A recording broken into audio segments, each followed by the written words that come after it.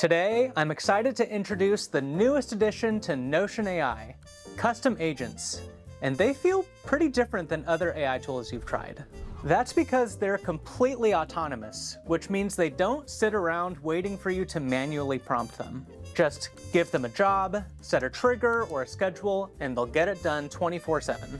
Here's a few examples. You could have an agent monitor multiple sources and make sure that bug reports always get routed to the right team.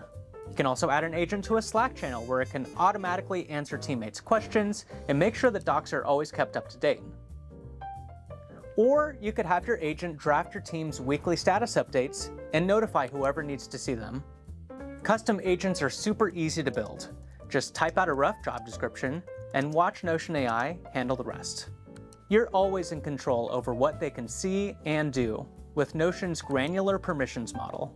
And they can even run workflows that extend beyond Notion with integrations to your team's most important tools. Plus, admins get full visibility and controls to govern how your team uses agents, with version history that makes it easy to undo anything. We've been beta testing custom agents for a few months now, and so far the reviews are pretty good.